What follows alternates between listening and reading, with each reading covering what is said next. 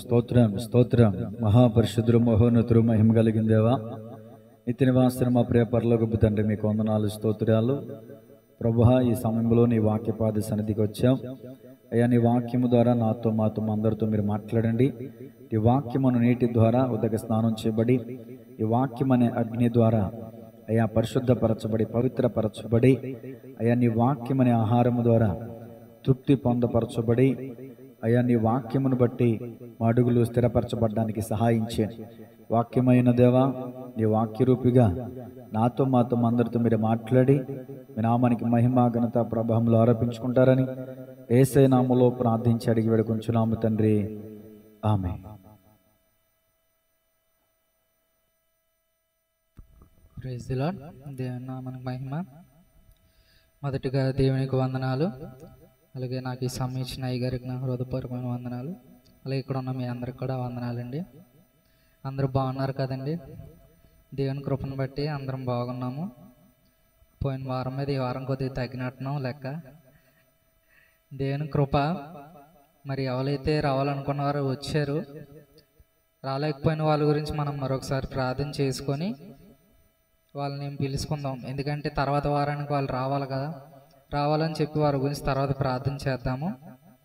ఈరోజు దేవుడు మనతో ఏం మాట్లాడబోచున్నారో ముందు మనం వాక్యంలోకి వెళ్ళి దాన్ని బట్టి మనం ఆలోచిద్దాం. ఏంటంటే దేవుడు మనతో ఏం మాట్లాడబోచున్నారో, అసలు దేవుడు నాతో ఏం మాట్లాడుతున్నారు. ప్రతి ఒక్కరు ఫస్ట్ ఏం చేయాలంటే ఏం మాట్లాడబోతున్నాడని కొద్దిగా ఆసక్తి అనేది మనలో ఒకసారి పెంచుకుందాం. ఎందుకంటే వాక్యం అనేది మనకి ఆహారం లాంటిది. ఆహారం కొరకు ఆకలి కలిగిన వారు ఎలాగా ఎదురు చూస్తారో అలా మనం ఎదురు చూడాలి వాక్యం కొరకు. అలా ఏంటంటే మన జీవితంలో ఈ ఆహారాన్ని మనం ఏం చేయాలంటే ఇంకా ఇంకా ఇంకా ఇంకా ఆహారాన్ని తీసుకునేలాగా ఉండాలి. వాక్యం అనేది అసలు చాలా వరకు ఎంత తిన్నా, ఎంత అసలు దాన్ని చదివినా తనివి తీరని విధంగా ఉంటుంది వాక్యం అనేది. అలా ఏంటంటే మన జీవితంలో దేవుడు చెప్తున్నాడు, ఈ వాక్యం అనేది మనకు ఆహారంలో ఉంటే ఆకలి కొనిన వాడు ఆహారం కొరకు ఎలా అయితే ఎదురు చూస్తాడో మనం ఈ వాక్యం కొరకు అలా ఎదురు చూస్తాం. అలా దీని కొరకు ఆకలి కలిగి ఉంటే ఈరోజు దేవుడు మన విషయంలో, మన జీవితం విషయంలో, మన ప్రార్థన విషయంలో చాలా వరకు ఆలోచిస్తున్నాడు. కాబట్టి మనం దేవుడికి ఏ విధమైన మర్యాద అనేది మనం ఇస్తున్నామో దాని గురించి ఈరోజు దేవుడు మనతో మాట్లాడబోతున్నారు. అంటే మనం దేవునికి, దేవుని సేవకులకి, దేవుని పిల్లలకి మనం ఎలాంటి మర్యాద ఇవ్వాలి, దాన్ని బట్టి ఈరోజు దేవుడు మనతో మాట్లాడబోతున్నారు. బైబిల్ గ్రంథంలో దేవుడి సేవకులకే కాదు, దేవునికి అసలు మర్యాద అనేది ఇవ్వకుండా శిక్ష అనేది పొందుకునే వాళ్ళు ఎంతోమంది ఉన్నారు. ఎందుకంటే బైబిల్ గ్రంథంలో మంచితో పాటు చెడు మనకి నేర్పే విధంగా కాక ఆ చెడు చెయ్యకండి అని మనకి చెప్పేది బైబిల్. కానీ చాలామంది ఏంటంటే బైబిల్లో చెడు ఉన్నది కదా అని చెప్పి బైబిల్ గ్రంథాన్ని పరిశుద్ధ గ్రంథంగా చూడట్లేదు. కానీ బైబిల్ ఏంటంటే చెడు చెయ్యకండి అని, చెడు ఇది చెయ్యకూడదు అని చెప్తుందే తప్ప చెడు ఉన్నది కాబట్టి ఇది బైబిల్ చెడు అయిపోదు. అలా ఏంటంటే ఇక్కడ బైబిల్ గ్రంథంలో చాలా వరకు ఏంటంటే దేవుడి ఎడల దేవునికి మర్యాద లేకుండా, దేవుని పని ఏం పని చెప్తే ఆ పని చేయకుండా, దేవుడు చెప్పిన మాట వినకుండా వాళ్ళు తిరిగి ఏంటంటే దేవుడు చెప్పని పనులు అయ్యి చేస్తూ దేవుడికి వ్యతిరేకమైన పనులు చేసి నశించిపోయిన వారు ఎంతోమంది ఉన్నారు. అందులో కొంతమందిని ఈరోజు మనం జ్ఞాపకం చేసుకోబోతున్నాము. ఏంటంటే మొదటిగా 2 రాజుల గ్రంథం మనం చూస్తే అక్కడ ఏలియా, ఎలీషా గారు ఇద్దరు ప్రవక్తలు మనకి కనిపిస్తున్నారు. అందులో మొదటిగా మనకి ఏలియా గారు కనిపిస్తున్నారు. అక్కడ ఆయన ఏంటంటే దేవుడికి ప్రవర్తగా ఉన్నారు. అంటే దేవుని తర్వాత ఆయన ఏంటంటే ప్రజలకు ఏంటంటే దేవుడు చెప్పే మాటలు చెప్పేవారిగా ఉన్నారు. ఆయన దేవుడు వాక్కు అనేది ఆయనకు ఉన్నది. ఆయనకి మర్యాద ఇవ్వకుండా చాలా మంది నశించిపోయారు. మనం చదువుకుందాము. ఏంటంటే అక్కడ 1వ అధ్యాయము 10వ వచనం ఒకసారి చదువుకుందాము. 2 రాజులు 1వ అధ్యాయం 10వ వచనం. అందుకు ఏలియా, నేను దైవజనునైతే అగ్ని ఆకాశం దిగి వచ్చి నిన్ను నీ 80 మందిని దహించునుగాక అని 50 మందికి అధిపతి అయిన వానితో చెప్పగా అగ్ని ఆకాశం నుండి దిగి వచ్చి వానితో ఉన్న 50 మందిని దహించించాలండి. ఇక్కడ దేవుడు ఇక్కడ మనకి ఈ వాక్యం ద్వారా ఏం నేర్పిస్తున్నారంటే, ఇక్కడ ఒక సందర్భం అనేది మనకు కనిపిస్తుంది. ఏంటంటే ఏలియా ఏం చేస్తున్నారంటే వాళ్ళకి ఒక మాట అనేది ఇస్తున్నాడు. ఏంటంటే ఆకాశం నుంచి అగ్ని దిగి వచ్చి నిన్ను దహించేస్తుంది అని చెప్పి ఏలియా ఏంటంటున్నాడంటే, నేను దైవజనుని అయితే జరుగును గాక అని పలికారు. ఎందుకు పలికారు అంటే మనం చూస్తాము ఆ ముందు వచనంలో ఏమని ఉంటుందంటే, అక్కడ ఆ అధిపతి అనే ఆయన ఆ ప్రవక్త దగ్గరకు వచ్చి ఏలియా దగ్గరకు వచ్చి ఏమంటాడంటే, రాజు ఆజ్ఞ ఇచ్చాడు, నువ్వు ఖచ్చితంగా దిగి రావాలని చెప్పి మర్యాద లేకుండా రాజు ఆజ్ఞ అని చెప్పి పిలుస్తాడు. అదేంటంటే ఏలియా గారికి నచ్చదు. మర్యాద అనేది లేకుండా ఏంటంటే నేను నీ కింద పనిచేసేవాడినా అని చెప్పి ఎవరికన్నా సరే కోపం వస్తుంది కదా. ఎందుకంటే ఇప్పుడు ఒక స్థాయిలో ఉన్న అతన్ని ఎవరినన్నా సరే, ఇప్పుడు ఒక పెద్ద మనిషిని మనం చూస్తే బాగా డబ్బున్న వ్యక్తి, బాగా పలుకుబడి, బాగా ఉన్నత స్థాయిలో ఉన్న వ్యక్తిని మనం ఏంటంటే ఒక చిన్న కుర్రాళ్ళగా ట్రీట్ చేసాం అనుకోండి, నచ్చుతుంది ఆయనకి, ఖచ్చితంగా కోపం వస్తుంది. ఈయన ఏంటంటే దేవుని సేవకుడు, అలాంటి ఆయన్ని మర్యాద లేకుండా రాజాజ్ఞ అని చెప్పి పిలిస్తే మరి ఆయన కోపం రాదా? అందుకని చెప్పి ఏం చేశారు, అగ్ని దిగొచ్చి నిన్ను దహించేస్తుంది అని చెప్పి చెప్పగానే అక్కడ అధిపతి అతనితో ఉన్న 50 మంది, మొత్తం 51 మందిని అగ్ని ఏం చేసింది, దహించేసింది. తర్వాత రాజు మళ్ళీ అలాగే సేమ్ యాస్టీజ్ ఏంటంటే ముందు ఎలా అయితే ఒక అధిపతి 50 మందిని ఎలా అయితే పంపిస్తాడో మళ్ళీ అలాగే పంపిస్తే అలాగే జరుగుతుంది. అతను కూడా అదే మాట అంటాడు, ఏంటంటే రాజాజ్ఞ నువ్వు దిగి రావాలని. అంటే రాజాజ్ఞ అయితే నేనెందుకు దిగి రావాలని చెప్పి ఎలియా గారికి ఉంటది కదా. మరి ఆయన ఎవరి మాట వింటాడు? దేవుడి మాట మాత్రమే వింటాడు. అలాంటి ఆయన్ని మనం అతను ఎలా మాట్లాడుతున్నాడంటే రాజు కింద పనిచేసేవాడుగా చూస్తున్నాడు. దాన్ని బట్టి మనం తర్వాత చూస్తే అలాగే జరుగుతుంది. అలాగే 51 మంది చనిపోతారు. కానీ తర్వాత వచ్చిన ఆయన మాత్రం ఏమంటాడంటే, నేను నా ప్రాణము నీకు ప్రియమైనదిగా చూడుము అని చెప్పి మోకాళ్ళు వేసి ఏలియా గారితో మాట్లాడతాడంట. అప్పుడు ఏం చేస్తాడంటే ఏలియా ఏం చేయడు, దేవదూత చెప్తుంది అతనితో పాటు వెళ్ళి అని చెప్పి. అంటే మనం ఏం చేస్తామంటే ఇక్కడ ఈ సందర్భంలో మనం చూస్తే దేవుడి సేవకుడైనా సరే దేవునికైనా మనం ఇచ్చే మర్యాద ఎలా ఉండాలంటే అక్కడ వాళ్ళని ఏదో తక్కువ చేసినట్టుగా ఉండకూడదు. ఈరోజు మన జీవితంలో మనం చేసే పనులన్నీ అలాగే ఉన్నాయి, దేవుడికి వ్యతిరేకంగానే ఉన్నాయి. మరి దేవునికి ఇచ్చే మర్యాద మనం ఎలా ఉన్నది? ఇప్పుడు అప్పట్లో అయితే అలాగా దైవజనుని అలాగ ఒక మాట అన్నందుకు అగ్ని అనేది దిగొచ్చి కాల్చేయాలని మాట పలికారు, అక్కడ అలా చనిపోయారు. మరి ఇప్పుడు దైవజనులు మన విషయంలో అలా పలుకుతారా అంటే పలకరు కదా. పలుకుతారా? మన దైవజనులు అలా పలుకుతారా? వాళ్ళని ఏదన్నా సరే ఒక మాట అన్నా, లేదంటే ఏమన్నా వాళ్ళకి ఇబ్బందికరంగా మనం మాట్లాడినా, వాళ్ళు బాధపరిస్తే దైవజనులు అలా పలుకుతారా? పలకుండా తిరిగి మన గురించి ప్రార్థన చేస్తారు. అలా ఏంటంటే దేవుడి ఎడల మనం ఎలా ఉండాలంటే మనం చూస్తాము అక్కడ మనం ఏలియా గారి విషయంలో మనం చూస్తాము. ఆయన తర్వాత ఆయన మూడోసారి వచ్చిన ఆయన ఏం చేస్తాడంటే మోకాళ్ళ మీద నుండి అప్పుడు అడుగుతాడు. అలా దేవుడి ఎడల కూడా మనం ఎలా ఉండాలంటే ఒక మర్యాద కలిగి ఉండాలి. ఆయన దేవుడు అంటే ఎలాంటి వారంటే మనకి ఇక్కడ మన న్యాయాధిపతి కాదు ఆయన, లేదా న్యాయాధిపతులకి, రాజులకి, ఇలా మనం పెద్ద పెద్ద మనుషులు అంటాం కదా, పెద్ద మనుషులకి ఎలాంటి విషయమైనా సరే, ఎలాంటి విషయంలోనైనా సరే, ఒక స్థానంలో ఉన్న ఆయన విషయమైనా, ఎలాంటి వాళ్ళకైనా సరే రాజు ఆయన. భూమి మీద ఉన్న ప్రతి ఒక్కరికి రాజు ఆయన, భూమికి రాజు. అలాంటి ఆయనకి మనం మర్యాద అనేది ఎలా ఇస్తున్నామో ఒకసారి మనమే పరీక్షించుకోవాలి. ఆయన చెప్పే మాట మనం వినకుండా ఎలా పడితే అలా జీవిస్తున్నాం. బైబిల్ గ్రంథం ఒక అధ్యాయంతో మొదలవుతుంది కదా. ఎవరితో మొదలవుతుంది? ఆదాము అవ్వగారితో మొదలవుతుంది. వాళ్ళు ఏం చేశారు? మర్యాద ఇచ్చారా దేవునికి? మర్యాద ఇవ్వలేదు. దేవుడు చెప్పాడు పండు తినకు అని, తిన్నారు కదా. కయ్యను కూడా మనం చూస్తాము, కయ్యను తప్పు చేస్తాడు, తప్పు చేసి ఒప్పుకోకుండా దేవుడిని ప్రశ్నించే విధంగా మాట్లాడతాడు. నేనేమన్నా నా తమ్ముడికి ఏమన్నా కాపలా కాసేవాడినా అని దేవుడిని ప్రశ్నిస్తాడు. అంటే ఏంటంటే అక్కడ మాట్లాడే విధానం ఎలా ఉన్నది? దేవుణ్ణి లెక్క చేయకుండా మాట్లాడుతున్నాడు. అంటే అక్కడ అలా మాట్లాడాడు, ఏమయ్యాడు? శాపం అనేది పొందుకున్నాడు కదా. అలా మన జీవితంలో కూడా చాలా వరకు మనం దేవుని వ్యతిరేకించే మాటలుగానే ఉంటున్నాం. దేవుడి మాటలు ఎలా ఉండాలి అంటే ప్రియమైనదిగా ఉండాలి. దేవుడి మాటలు అంటే దేవుడి దగ్గర నుంచి వచ్చే మాటలు మనల్ని ప్రేమతో పిలిచే మాటలుగా ఉంటాయి. కానీ మనం ఏం చేస్తాం? అవన్నీ పక్క దోసేస్తాం, బూతులు మాట్లాడుతాం, లేదంటే ఒకరిని తిట్టేవారుగా ఉంటాం, లేదంటే ఎవరితోనైనా మాట్లాడే విధానంలో చూస్తే వాళ్ళని హేళన చేసేవారుగా ఉంటాము.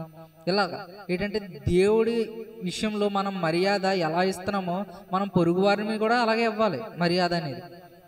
ఈరోజు మనం చూస్తాము మన విషయంలో, మన జీవితంలో ఎంతోమంది మనల్ని హేళన చేసిన వారు ఉండొచ్చు.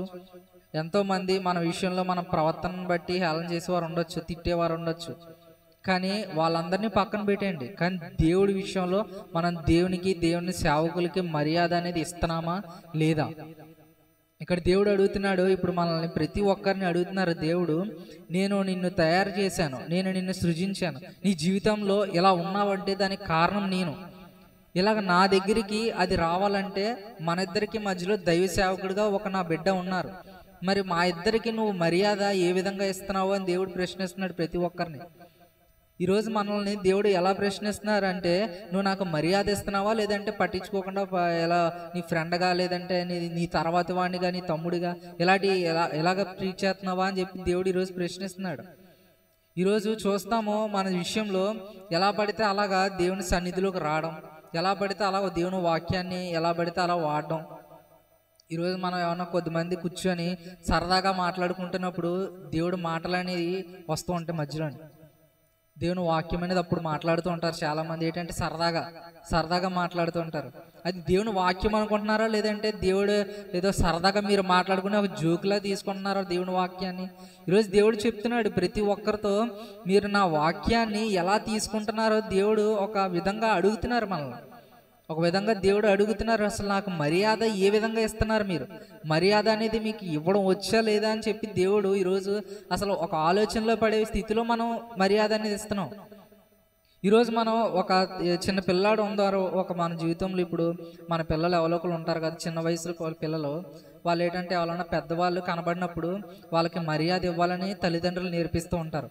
ఈరోజు మన పిల్లలు ఉంటారు కదా, ఇంటి దగ్గర పిల్లలు ఉంటారు, వాళ్ళు పెద్దవాళ్ళతో ఎలా మాట్లాడాలో మనం నేర్పిస్తూ ఉంటాం.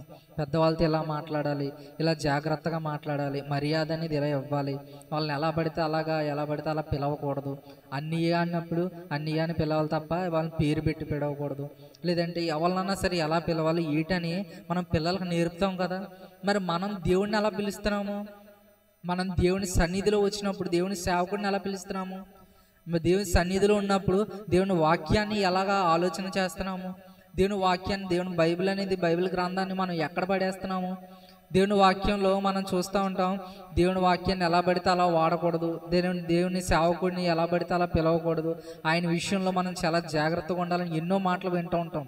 కానీ వాళ్ళందరూ ఎలాంటి విషయాల్లో ఎన్నో మాటలు మాట్లాడినా మామూలు స్థితిలో ఎలా ఉంటారంటే, దేవుని సేవకుని ఇంత గౌరవించాలి అని తెలుసుకున్నా సరే మామూలుగానే ప్రవర్తిస్తారు. మనకన్నా ముందు ఎంతోమంది దైవజనులు ఉంటారు. వాళ్ళు ఎలాంటి స్థితిలోంచి వచ్చారంటే కింద స్థాయిలోంచే వస్తారు. ఎందుకంటే ఎవరైనా సరే ఒక దైవజనుడు అవ్వాలంటే కష్టం అనేది కరెక్ట్గా ఉండాలి. కష్టపడితేనే ఏదైనా సరే ఫలితం వస్తుంది. కాబట్టి ఒక దైవజనుడిగా మారాలి అని ఉండాలి అంటే ఆ దైవజనుడు ముందు ఎన్నో కష్టాలు అనుభవించి అక్కడ ఆ స్థాయికి వస్తాడు. మనం ఏం చేస్తామంటే ఏదో 2 మెట్లు ఎక్కేసి ఏదో సరదాగా వచ్చి ఏదో మాటలు చెప్తున్నాడు అన్నట్టుగా మనం చూస్తాం. కానీ దేవుడు మాటలు అనేది ఎంత శక్తి కలగని అంటే అవి మనం చాలా వరకు ఆ మాటల్ని చాలా వరకు ఎలా తీసుకోవాలంటే ఒక అగ్నికి ఎలా భయపడతాం అలా భయపడాలి దేవుడి మాటలకు. దేవుని పాటలు కావచ్చు, లేదంటే దేవుని సన్నిధిలో ఉన్న వారి గురించి, లేదంటే ఎలాంటి స్థితిలోనైనా సరే దేవుని ఆత్మీయమైన స్థితిలో ఉన్న వారి విషయంలో ఎవరికైనా సరే మనం మర్యాద ఎలా ఇవ్వాలంటే భయం కలిగి ఉండాలి. ఈరోజు మనం భయం లేని వారు కూడా ఒక యెజబెల్ ఉన్నది.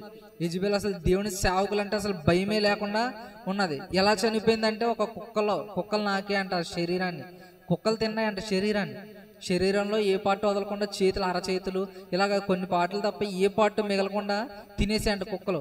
అలాంటి బ్రతుకు రాజకుమారి మల్లిన ఏం చేసింది? తప్పు ఏం చేసింది? అసలు దేవుని సేవకుల్ని ఎలా చూసింది? ఒక కుక్కల వల్లే చూసిందంట. అంతే కదా, ఇప్పుడు దేవుని సేవకుల్ని చంపించేసింది. అసలు లెక్క లేకుండా దేవుని సేవకులు, దేవుడైనా సరే దేవుని సేవకులైనా సరే భయం లేకుండా దేవుడి సేవకుడు వచ్చి కొన్ని మాటలు చెప్తున్నాడంటే లెక్క లేకుండా తిరిగి సమాధానం చెప్తూ అసలు పట్టించుకోకుండా దేవుని సేవకులను చంపించేస్తూ ఎలా పడితే అలాగా ఆవిడ జీవితంలో ఆ ఏది తప్పు అనేది ఏదైతే ఉన్నదో ప్రతి ఒక్కటి తప్పు చేసిన దానిగానే ఉన్నది. కాబట్టి అలాంటి చావు వచ్చింది. కిందం పడి చనిపోయి కుక్కల చేత తినబడి అసలు అలాంటి జీవితం అసలు ఒక రాజకుమారికి వచ్చే జీవితమేనా? ఆవిడని కప్పెట్టడానికి కూడా బాడీ లేకుండా అయిపోయిందంట. అలాంటి స్థితి ఆవిడది. అలాంటి పనులు చేసింది ఆవిడ. మరి మనం ఏం చేస్తున్నాం ఈరోజు? అలాంటి హత్యలు చేయట్లేదు, కానీ హత్యలు చేసేవారుగా ఉంటున్నాం. ఎలాంటి హత్యలు? దేవుడికి ఎలాంటి హత్యలు చేస్తున్నాం? దేవుడికి గాయం చేస్తున్నాం. మనం చేసే పనుల ద్వారా దేవుడికి గాయం అనేది పడుతుందంట. అంటే మనం ఒక తప్పు చేస్తున్నామంటే దేవునికి గాయం చేసినట్టే లెక్క అది. ఈరోజు మనం దేవుడికి గాయం చేసేవారుగా ఉన్నామా, లేదంటే దేవుడికి ఆనందపరిచే విధంగా ఉన్నామా? అసలు మర్యాద అనేది అసలు దేవుడికి ఎలా ఇస్తున్నాం మనం? ఈరోజు దేవుడు వాక్యం అదే ఏంటంటే దేవుడికి ఇచ్చే మర్యాద ఎలా ఇవ్వాలి, అసలు మనం ఎలా ఇస్తున్నాం, ఎలా ఇస్తే అక్కడ ఎలా ఉన్నారు. ఇప్పుడు దైవజనులు ఇప్పుడు ఎంతోమంది ఉన్నారు, వాళ్ళు దేవుడికి మర్యాద ఇచ్చిన వాళ్ళే. ఈరోజు ఇప్పుడు బైబిల్ గ్రంథంలో మనం చూడబోతున్నాం ఏంటంటే చాలామంది మర్యాద ఇవ్వక చనిపోయిన వారు, మర్యాద ఇవ్వకుండా ఏం చేశారంటే శిక్షించబడిన వారు ఉన్నారు బైబిల్ గ్రంథంలో ఎంతోమంది. అలా ఉండకూడదని బైబిల్ గ్రంథం ఈరోజు మనకు చెప్తుంది. ఈరోజు మనం చూస్తే ఇక్కడ రాజులు 2వ గ్రంథంలో ఇక్కడ యెజబేలు గురించి చెప్తాం. ఇక్కడ రాజులు 2వ గ్రంథము 9వ అధ్యాయము 35వ వచనం చూద్దాం.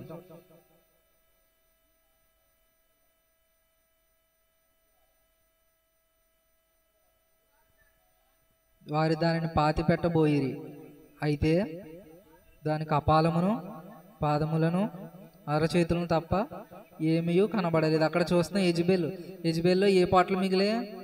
కపాలము, అరచేతులు, ఏ పాదములు తప్ప ఇంకేం మిగలలేదు. కుక్కలు ఏం చేసే? తినేసే. ఒక కోడిని కుక్కలు తిన్నట్టుగా తినేసే. అలా ఈరోజు మన జీవితంలో మన పాటలు అలా తినేవారుగా మనం ఉన్నామా?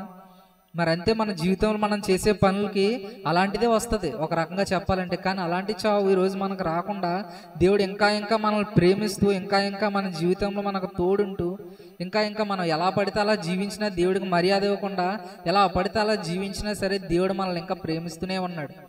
ఇంకా ప్రేమిస్తూ క్షమిస్తూ ఇంకా మనల్ని మన ఎడల ఎంతో ప్రేమ ఆయనకున్న ప్రేమ అనేది అసలు వర్ణించలేనంత ప్రేమ ఆయన మన ఎడలు చూపిస్తున్నాడు. ఇలాంటి మర్యాద అనేది మనం ఎలా ఇవ్వాలి అంటే దేవుడికి అక్కడ చూసాం కదా, ఏలియా గారికి ఎలా ఇచ్చాడు మర్యాద? మోకాళ్ళు వేసి ఆయనతో మాట్లాడాడు. అంటే మాట్లాడేటప్పుడు మోకాళ్ళు వేసాడు. రాజు ఆజ్ఞ అని చెప్పలేదు. నన్ను నీ ప్రియమైన వానిగా చూడు, నా వెనకాలన్న వారిని కూడా నువ్వు ఎలాంటి ఏంటంటే నేను ఎలా ముందు వచ్చిన వారిలా మమ్మల్ని చూడకో అని చెప్పి మాట్లాడారు. అప్పుడు మాట్లాడితే అప్పుడు ఏలియా గారు కాదు, డైరెక్ట్గా దేవదూతే ఆయనతో నువ్వు భయపడాల్సిన అవసరం లేదు, ఆయనతో పాటు నువ్వు వెళ్ళని చెప్పి దేవదూతే చెప్పారంట. ఏలియా గారు అక్కర్లేదు. అలా మన జీవితంలో మనం చేసే పనులను బట్టి దేవుడి ఎడల మన దైవజనులు దేవుడితో ఇలా మొరపెడుతున్నారు. ఇగో నీ కుమార్తె ఉంది, ఇదిగో నీ కుమారుడు ఉన్నాడు, ఇలాంటి స్థితిలో ఉన్నాడు అని చెప్పి దైవజనులు మన ఎడల ప్రార్థన చేసేవారుగా ఉన్నారా? ఈరోజు దైవజనులు చాలా వరకు ప్రార్థన ఎలా చేస్తున్నారంటే ఒక రకంగా చెప్పాలంటే ఇలాగా నీ కుమారుడు ఉన్నాడు, ఇలా పాడైపోయాడు, వాడిని మార్చు అని చెప్పి ఎక్కువ మంది ఎక్కువ రకాలుగా చేస్తున్నారంట. అంటే అలాంటి స్థితిలో ఉన్నాం మనం. ఇదిగో నీ కుమార్తె ఇలాంటి ఇబ్బందుల్లో ఉంది, దాన్ని బట్టి నీ కుమార్తె నీ ఆత్మీయతలో బాగా ఎదుగుతుంది దేవా అని చెప్పి ప్రార్థన చేయడం కన్నా నీ కుమార్తె చెడిపోతుందని ప్రార్థన చేయడమే ఎక్కువ కనబడుతుంది. అంటే మన జీవితంలో మనం చేసే పనులు అంత ఎక్కువగా ఉన్నాయి. అసలు దేవుడికి అసలు మర్యాద అనేది మనం ఇవ్వకుండా మనం జీవిస్తున్నాం ఈరోజు. అసలు దేవుడికి అసలు మర్యాద అనేది మనం ఎలా ఇవ్వాలి? మనం చేసే క్రియలను బట్టే, మనం చేసే పనులు బట్టే అక్కడ దేవుడి సన్నిధిలో మనం చూస్తున్నాం. బైబిల్ గ్రంథంలో వాళ్ళందరూ ఏం చేశారంటే దేవునికి విరోధమైన పనులే చేశారు. ఆహాబు కూడా దేవుడు చెప్పిన పని చేయకుండా యుద్ధానికి వెళ్ళాడు. ఏమయ్యాడు? చనిపోయాడు. ముందుగానే చెప్పారు ఈయన కూడా కుక్కలు నాగుతాయని, ఈయన రక్తం కుక్కలు నాగుతాయని. అంటే ఏం జరిగింది? దేవుడు చెప్తున్నాడు మనకు ముందుగా, నీ జీవితంలో పరిశుద్ధంగా జీవించని. ఈరోజు ఎంతో మంది దైవజనుల ద్వారా మనకు చెప్తున్నారు మనం చేసే పనులు ఎలా ఉండాలి అంటే దేవునికి అనుకూలమైన పనులు, దేవుడు చెప్పే పనులు. పాపపు పనులు అనేది మనం చెయ్యకూడదు అని చెప్పి దేవుడు ఎన్నో రకాలుగా మనకు చెప్తున్నారు. కానీ మనం ఏం చేస్తున్నామంటే అన్ని తీసిపారేసి అన్ని అసలు పట్టించుకోకుండా ఎలా ఉంటున్నామంటే, పట్టించుకోకుండా ఎలా పడితే అలా జీవిస్తున్నాం. ఏలియా తర్వాత ఎలీషా గారు వచ్చినప్పుడు అదే రాజుల గ్రంథంలోని పక్క పేజీ 2 రాజులు 2వ అధ్యాయం మనం చూస్తే 24వ వచనంలో 23, 24 చదువుతాము. అక్కడ నుండి అతడు బేతేలునకు ఎక్కి వెళ్ళును. అతడు త్రోవను పోవుచుండగా బాలుడు పట్టణం నుండి వచ్చి బోడివాడ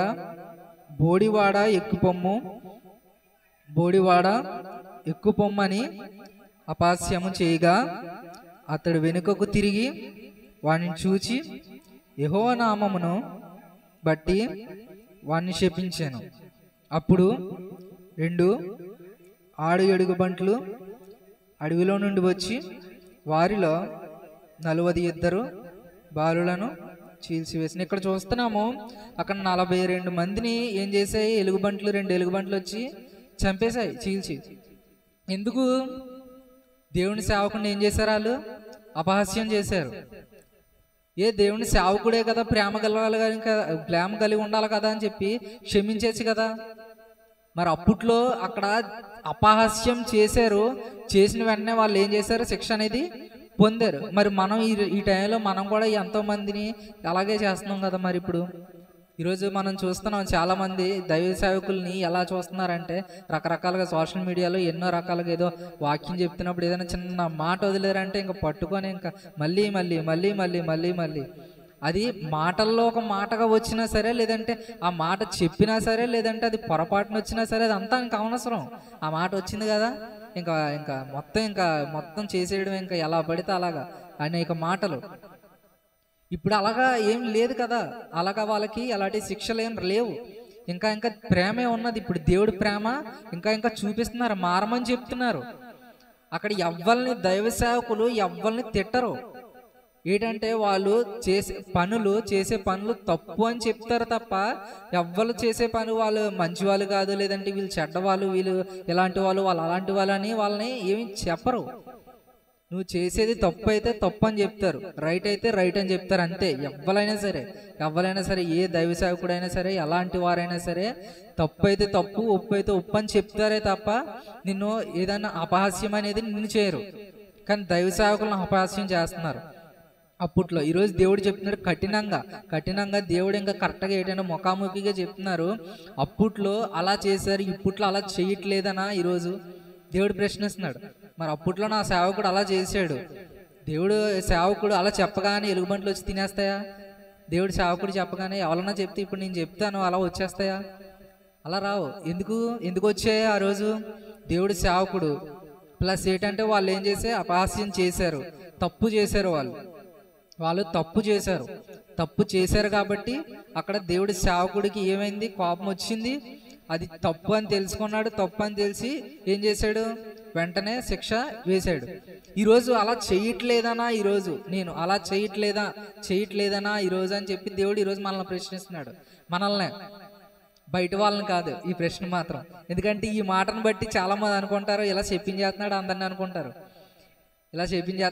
అనుకుంటారు. కానీ మనల్ని అంటే దేవుని పిల్లల్ని మాత్రమే ఈ ప్రశ్న దేవుడు అడుగుతున్నారు.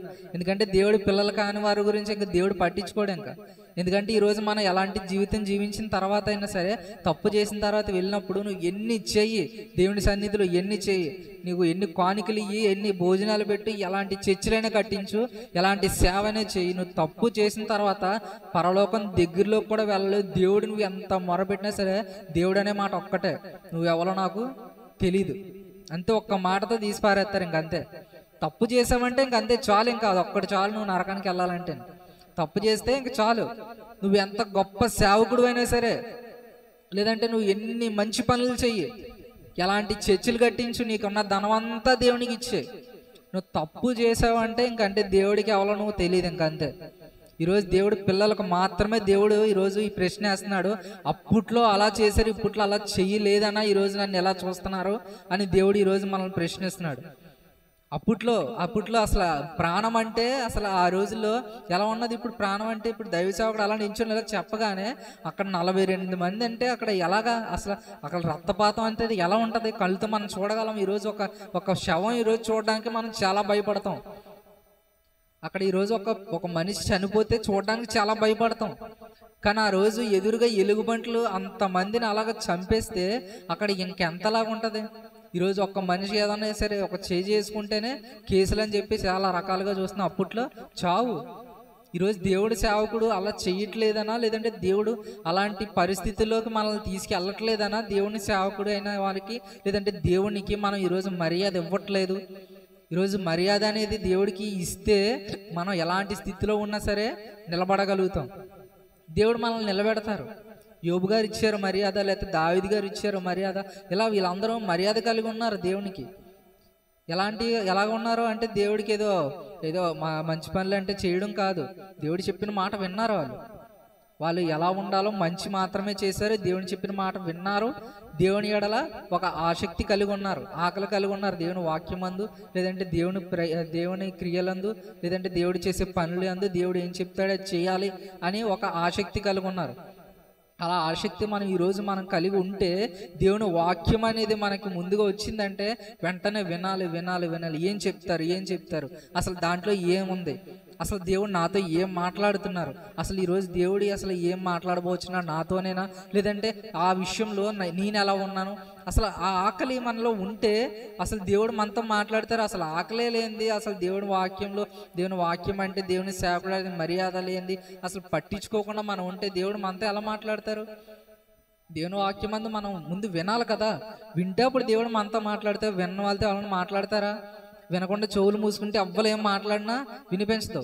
అలా ఈరోజు మనం చెవులు మూసేవారుగా ఉన్నామా, లేదంటే వినేవారుగా ఉన్నామా అని మనం పరీక్షించుకోవాలి. ఈరోజు దేవుడికి మర్యాద ఇచ్చేవారుగా ఉండాలి. దేవుని సేవకులకైనా, దేవుని పనులకైనా, దేవుని మందిరానికో, లేదంటే ప్రతిదీ దేవునికి సంబంధించింది ప్రతి దానికి మనం మర్యాద కలిగి దేవుని పనిలోని, దేవుని సేవలోని మనం ఎదుగుదల అనేది మనలో ఉంటే అప్పుడు దేవుడు మనల్ని ఇంకా ఇంకా ఇంకా ఇంకా ఆశీర్వాదిస్తాడు, మనల్ని ఇంకా ఇంకా నిలబెడతారు. అక్కడ రెండు పంతులుగా వచ్చారు, అగ్నిలో దహించిపోయారు. వచ్చారు, ఎలా పడితే అలా మాట్లాడారు. రాజు ఆజ్ఞ అన్నాడు, అగ్నిలో కాలిపోయారు. కానీ మూడో వారు ఏం చేశారు? అధిపతి ఆయన ఏం చేశాడు? మోకాల్లోని మర్యాద ఇచ్చి మాట్లాడాడు, మర్యాదగా మాట్లాడాడు. అక్కడ రాజాజ్ఞ అని చెప్పలేదు, ఇక్కడ దేవుని ఆజ్ఞ ఏదైతే అదో జరుగుద్దని ఆయనకు ఒక ఆలోచన ఉండొచ్చేమో. మరి ఆయన దేవుని సేవకుడు అయిన వానికి మర్యాద ఇచ్చాడు. మొదటిగా అది మనం పట్టుకోవాల్సిన పాయింట్.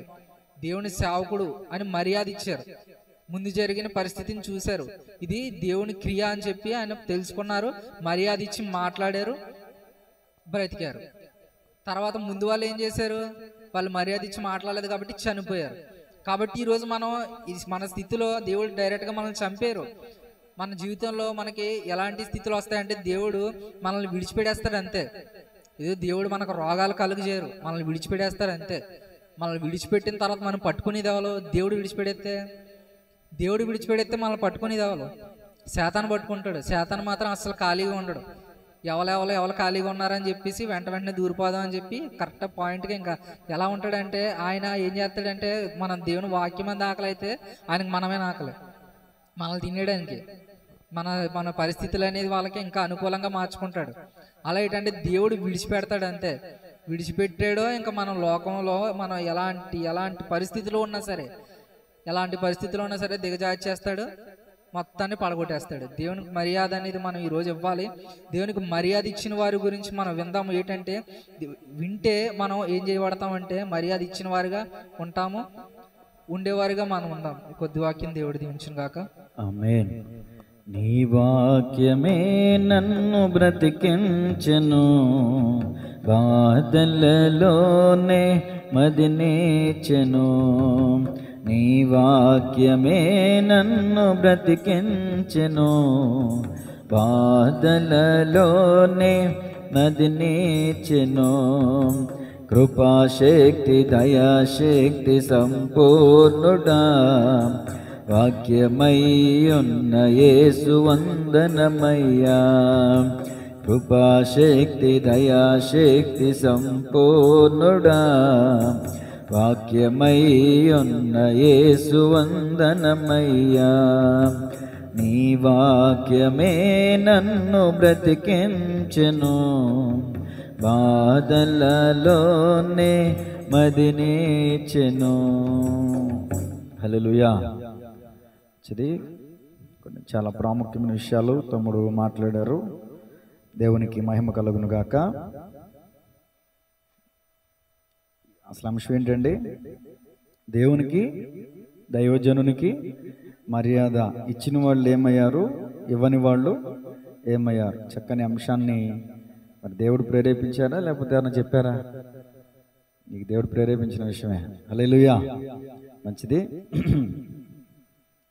ప్రస్తుత సమాజంలో కూడా మరి కావలసినటువంటి విషయాలు దేవుడు తన మరి సేవకు నిలబెట్టుకుని, తమ్ముడు చక్కగా హైదరాబాద్లో బైబిల్ ట్రైనింగ్ చేశాడు, అభిషేకం పొందుకున్నాడు, చక్కగా ప్రార్థన పూర్వకంగా మంచిగా సిద్ధపాటు అవుతున్నారు.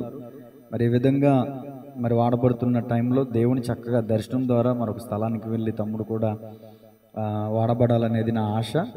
మరి కాబట్టి నిలబడాలి. కాబట్టి ఎందుకంటే యవన వయసులో ఈరోజు చాలామంది సేవకులను తయారు చేయడం కంటే విశ్వాసుల్ని పోగేసుకునే పరిస్థితుల్లోనే ఉంటూ ఉన్నారు. మళ్ళీ ఈ మాట ద్వారా నేను ఎవరిని విమర్శించాలని కాదు. నా ఆశ ఏంటంటే ఆసక్తి కలిగిన వారిని మనం అవకాశం ఇవ్వాలి, ఆసక్తి కలిగిన వారిని మనం ప్రోత్సహించాలి, బలపరచాలి, వారిని సిద్ధపరచాలి. దేవునికి మహిమ కలుగునుగా. కాబట్టి చాలా చక్కని విషయాలు. అసలు దైవజనుడు అంటే ఎవరు? అసలు ప్రవక్త లేదా దైవజనుడు? పాత నిబంధన గ్రంథంలో మరి ప్రవక్తలుగా మరి కొంతమందిని దేవుడు ఏర్పాటు చేసుకున్నాడు. క్రొత్త నిబంధన గ్రంథంలో దైవజనులుగా దేవుడు కొందరిని ఏర్పాటు చేసుకున్నాడు. దైవజనుడన్నా ప్రవక్త అన్నా అసలు దానికి ఆ పాత్రకి ఏంటండి అని ఆలోచన చేస్తే, దేవుని మాటలను సేకరించి దేవుని ప్రజలకు ఆ యొక్క దేవుని మాటలను ప్రకటించేవాడే ప్రవక్త లేదా దైవజనుడు. కాబట్టి పరిశుద్ధ గ్రంథంలో చాలామంది దైవజనులు, ప్రవక్తలు దేవుని కృప ద్వారా లేవనెత్తబడ్డారు, పిలువబడ్డారు. వాస్తవానికి నోవాహు కూడా ఒక ప్రవక్త, అబ్రహాము ఒక ప్రవక్త. నోవాహుని గురించి దేవుడిచ్చిన సాక్ష్యం, నోవాహు నీతిపరుడును యథార్థపరుడును దేవుని యందు భయభక్తులు కలిగిన వాడని సాక్ష్యం పొందాడు. కాబట్టి దైవజనుడు అంటే ఓ ప్రత్యేకత పొందినవాడు, ప్రత్యేకమైన జీవితాన్ని జీవించేవాడని చెప్పవచ్చు. దైవజనుడు అనగా పిలువబడినవాడు, దైవజనుడు అనగా ఈ లోక సంబంధమైన వాటిని విసర్జించినవాడు, దైవజనుడు అనగా దేవుని కృప పొందుకున్నవాడు, దేవునికి ఆత్మ అభిషేకంతో నింపబడినవాడు, దేవుని ఏర్పాటులో ఉన్నటువంటి వాడు. సామాన్యమైనటువంటి వ్యక్తి కాదు. వాక్యం చెప్తుంది, కీర్తనాకారుడు అంటారు కదా, చూడండి పరిశుద్ధ గ్రంథంలో నీతిమంతులు 141 కీర్తన 5వ వచనం, నీతిమంతులు నన్ను కొట్టుట నాకు ఉపకారము, వారు నన్ను గద్దించుట నాకు తైలాభిషేకము, నేను అట్టి అభిషేకమును త్రోసివేయకుందును గాక. భక్తుడు కీర్తనాకారుడు ఈ మాట తెలియజేస్తున్నాడు. దైవజనుడు లేదా ప్రవక్త మనల్ని గద్దించినప్పుడు అది మనకి ఏంటంటే దీవెన, ఆశీర్వాదం. తైలాభిషేకం అంటే ఆశీర్వాదం, దేవునికి అభిషేకం ఉంటుంది అనే విషయాన్ని ఇక్కడ మనం గమనించాలి. కానీ ఆనాడు ఈనాడు కూడా దైవజనునికి లోబడిన వారు, గద్దింపుకి విధేయత చూపిన వారు ఉన్నారు, అవిధేయులైనటువంటి వారు ఉన్నారు, తిరుగుబాటు చేసిన వాళ్ళు కూడా ఉన్నారు. తమ్ముడు చక్కని ఎగ్జాంపుల్స్ చెప్పాడు. ఒకటి, రాజు సైనికులు ఏలియాకి వ్యతిరేకంగా మాట్లాడారు, అంటే అమర్యాదగా నడుచుకున్నారు, అగ్ని వచ్చి వాళ్ళని దహించేసింది. తర్వాత కొంతమంది బోడివాడ అని దైవజనుని బలహీనతను చూసి మరి ఎలీషా బాహ్యంగా భౌతికంగా మరి ఆయనకి ఏ విధమైనటువంటి రూపం ఉందో మనకు తెలియదు, ఫోటోలు లేవు, ఆయన ముఖ విధానం మనకు తెలియదు. మరి ఎందుకని బోడివాడ అని ఆయన బాహ్య రూపాన్ని చూసి ఏ విధంగా ఎందుకని అలా హేళన చేశారో తెలియదు. కానీ హేళన చేసిన కారణంగా దైవజనుడు కోపం తెచ్చుకుని అక్కడ వారిని శపించినప్పుడు ఎలుగుబంటి వచ్చి వారిని చీల్చివేసినట్లుగా మనం చూస్తాం. 42 మంది పిల్లల్ని చీల్చివేసింది. చాలామంది చూడండి, నోటి మాట ద్వారా దైవజనుని విమర్శించడం ద్వారా కొని తెచ్చుకున్నటువంటి పరిస్థితులు. ఆ తర్వాత యెజెబెలును కూడా దేవుడు మరి తమ్ముడు పరిచయం చేశాడు. యెజెబెలు కూడా దైవజనుని దూషించడం కాదు, విమర్శించడం కాదు, మాట్లాడకపోవడం కాదు, చంపించేసింది. చాలామంది దైవజనులను చంపించేసింది. కాగా తద్వారా చిట్ట చివరికి ఆమె జీవిత విధానాన్ని మనం పరిశీలన చేస్తే కుక్క చావు చచ్చిందండి, ఒక మాటలో చెప్పాలంటే. అభిషక్తులైనటువంటి వారిని చంపిన కారణంగా, లేదా అన్యాయపు శిక్ష, నాబోతు ద్రాక్ష తోటని లాక్కోవడమే కాదు, నాబోతు మీద అబద్ధ సాక్ష్యాలు నిలబెట్టించి అతన్ని అన్యాయంగా చంపించింది. ఆ అన్యాయపు శిక్షా ఫలం ఆమె పొందుకుంది. నాబోతు కూడా క్షమించాలి, అహాబు కూడా చనిపోయాడు. అహాబు రక్తాన్ని కూడా నాబోతు యొక్క రక్తాన్ని ఏ కుక్కలైతే నాకినాయో అవే కుక్కలు అహాబు యొక్క రక్తాన్ని, అలాగే యెజెబెల్ యొక్క రక్తాన్ని కూడా ఏది విత్తునో అదే కోయిననే విషయాన్ని ఇక్కడ మనం చూస్తున్నాం. సరే, మంచిది. ఇక్కడ కొన్ని విషయాలు మనం జ్ఞాపకం చేసుకుంటే, దైవజనుడు యొక్క స్థితిగతులు మనం చూస్తే, దైవజనుడు గద్దిస్తే అది మనకు ఆశీర్వాదం అని చెప్పాను. తర్వాత దైవజనుడు ఏ స్థితిలో ఉంటున్నాడు అని ఆలోచన చేస్తే మోషేని మనం చూద్దాం. మోషే దైవజనుడే కదండి, ఇజ్రాయేలీలకు నాయకుడు, ఇజ్రాయేలీల లక్షలాది మంది ప్రజలు నడిపించినటువంటి ఒక వ్యక్తి, మహానుభావుడు. ఆ వ్యక్తి పెరిగి పెద్దవాడైన తర్వాత ఏ నిర్ణయం తీసుకున్నాడు చూడండి. హెబ్రీయులకు రాసిన పత్రిక 11:24, దేవుని పిలుపు నుండి, దేవుని ఏర్పాటు నుండి మోషే మండుతున్న పొదలో నుంచి దేవుడు పిలిచాడు కదండి. ఆ పిలుపుని విన్నటువంటి మోషే దేవుడు చెప్పినట్టుగా చేశాడు. చెప్పులు విడిచాడు, ముందుకు వచ్చాడు, దేవుని మాట విన్నాడు, ఐగుప్తుకు వెళ్ళాడు, ఫరో ఎదుట నిలబడ్డాడు, చక్కగా మాట్లాడాడు. దేవుని చేత ఏర్పాటు చేయబడిన వ్యక్తి, దేవుని చేత ఎన్నిక చేయబడిన వ్యక్తి మోషే. హెబ్రీయులకు రాసిన పత్రిక 11:24 మోషే పెద్దవాడైనప్పుడు విశ్వాసమును బట్టి ఐగుప్తు ధనము కంటే క్రీస్తు విషయమైన నింద గొప్ప భాగ్యమని ఎంచుకుని అల్పకాల పాపభోగములు అనుభవించుట కంటే దేవుని ప్రజలతో శ్రమ అనుభవించుట మేలని యోచించి ఫరో కుమార్తె యొక్క కుమారుడని అనిపించుకున్నటకు ఒప్పుకొనలేదు. ఎలయనగా అతడు ప్రతిఫలముగా కలగబో బహుమానమునందు దృష్టి ఉంచెను. విశ్వాసమును బట్టి అతడు అదృశ్యుడైన వానిని చూచుచున్నట్టు స్థిరబుద్ధి గలవాడై రాజాగ్రహమునకు భయపడక ఐగుప్తుని విడిచిపోయాను. దేవునికి స్తోత్రం కలుగునుగా. ఇదండి దైవజను యొక్క వ్యక్తిత్వం, దైవజను యొక్క జీవితం ఇది. ఈ రోజున అనేక మంది దైవజనులకి ఈ వాక్యాన్ని ఆపాదిస్తే, ఈ లోకంలో డబ్బు సంపాదించడానికి వాళ్ళకి మార్గాలు లేకన, ఉద్యోగాలు చేసుకోవడానికి అవకాశాలు లేకన, చాలా మంది ఇప్పుడు యంగ్ హోలీ టీం జాన్విస్లీ గారు ఉన్నారు. ఆయన కానీ తన మిస్సెస్ జాన్విస్లీ గారు కానీ ఆశ్రమ్ గారు కానీ అమెరికాలో జాబ్ చేసేవాళ్ళు ఉంటారు. వాళ్ళు చెప్పినటువంటి సాక్ష్యం నిజంగా అలాంటి దైవజనుల యొక్క సాక్ష్యాలు నాలంటి అవనస్తులను బలపరిచాయి. మొదటిగా సేవకు వచ్చిన ప్రారంభంలో ఎక్కువగా జాన్విస్లీ గారి మాటలు వినేవాడిని, వాక్యాన్ని వినేవాడిని, సతీష్ కుమారయ్య గారి వాక్యాలు వినేవాడిని, బలపరచబడేవాడిని. వాళ్ళు చెప్తున్న సాక్ష్యాలు ఇది మేము చేసినటువంటి స్టడీ, ఇది మా చదువు, ఇది మా యొక్క ఉద్యోగం చేస్తే మాకు ఇన్ని లక్షల రూపాయలు వస్తాయి, కానీ వాటిని మేము విడిచిపెట్టి, ఆ ఉద్యోగాలను విడిచిపెట్టి ఈ రీతిగా ప్రభు సేవలోకి వచ్చాం. ప్రభు సేవలోకి వచ్చిన తర్వాత టెంట్లు వేసుకుని సేవ చేస్తే టెంట్లు కాల్చేసేవాళ్ళు. అంటే అలా భయంకరమైన హింసలు, శ్రమలు, నిందలు. ఈ రోజున ఉన్నతమైనటువంటి స్థితిలో దైవజనులకు పరిచయం దేవుడు దీవించాడు. అంటే ఇక్కడ మోషే ఏ విధంగా ఐగుప్తు ధనము కంటే క్రీస్తు విషయమైన నింద గొప్ప భాగ్యం, ధనాన్ని విడిచిపెట్టాడండి సేవకుడు. అలాగే రాజకుమార్తె యొక్క కుమారుడు గొప్ప అధికారం, లేకపోతే గొప్ప ఆధిక్యత, గొప్ప ఉన్నతమైనటువంటి స్థితిని విడిచిపెట్టాడండి మోషే, దైవజనుడు. మోషే అంటే దైవజనుడు గురించి మాట్లాడుతున్నాం కాబట్టి, దైవజనుడు మరి ఈ లోకంలో ఉన్న ఎన్నో ఆశలు, ఇహలోక పాప భోగములను అనుభవించడం కంటే నా దేవుని ప్రజలతో శ్రమ, అదండి దైవజనుని యొక్క వ్యక్తిత్వం.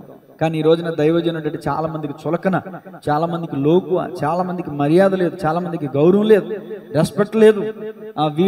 వాళ్ళ మీద వీళ్ళ మీద బ్రతుకుతాడరా, అలా బ్రతుకుతాడరా, ఎలా బ్రతుకుతాడరా అని దైవజనుని ఎంతగానో, నా స్నేహితులే ఎరా బాగా వస్తున్నాయా, గుడ్లు వస్తున్నాయా, దశభాగాలు వస్తున్నాయా, కానుకలు వస్తున్నాయా, ఎవరా బియ్యం మీకైనట్టుగా, తొలిగుడ్లు మీకైనట్టుగా, ఇట్లా ఈ విధంగా విమర్శించేటటువంటి వారు కూడా లేకపోలేదు. కాబట్టి గమనించాలి, పరిశుద్ధ గ్రంథంలో తమ్ముడు చెప్తున్నాడు అప్పుడు జరిగినప్పుడు జరగట్లేదని. ఎందుకంటే ఇప్పుడు ఎందుకు జరగట్లేదంటే ఇది కృపాకాలం, అది ధర్మశాస్త్ర కాలం. కంటికి కన్ను, పంటికి పన్ను. దైవజనుని పట్ల ఎవరైనా అసభ్యంగా ప్రవర్తిస్తే వెంటనే క్రియ జరిగేది.